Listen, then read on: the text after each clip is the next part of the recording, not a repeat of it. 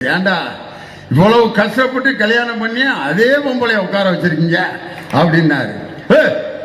60ஆம் கல்யாணம் உனக்கும் உங்க மனைவிக்கும் தான் நடத்திட்டு இருக்காங்கன்னு அந்த பாட்டிக்கு கோவம் வந்து, இந்த வயசுலயும் உனக்கு இப்படி ஒரு ஆசையா, இனிமே நீ என் கூட இருக்காத, போயா வெளியா அப்படின்னு துரத்தி விட்டுருச்சு.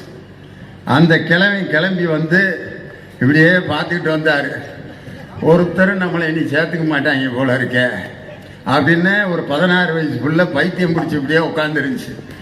அந்த பிள்ளை எந்த நேரத்தில் என்ன பேசும்னு யாருக்கும் தெரியாது. திடீர்னு அழுக, திடீர்னு 30 நாள் காணா போயிடறேன், திடீர்னு கோபமா பேசுறேன், திடீர்னு 4 வரி பேசிட்டு ஓடி போயிடறேன். என்ன பேசும், எந்த நேரத்தில் என்ன செய்யும் தெரியாத அந்த பைத்தியம் பிடிச்ச 16 வயசு பிள்ளைய அந்த வயசான தாத்தா கல்யாணம் பண்ணா அந்த பிள்ளைக்கும் உதவாது, அந்த கிழவனுக்கும் உதவாது.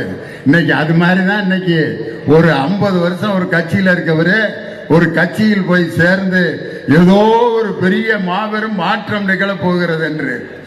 இந்த டுபாக்கூறுகளை எல்லாம் பார்த்து அஞ்ச போகின்ற இயக்கம் திராவிட முன்னேற்ற கழகம் அல்ல.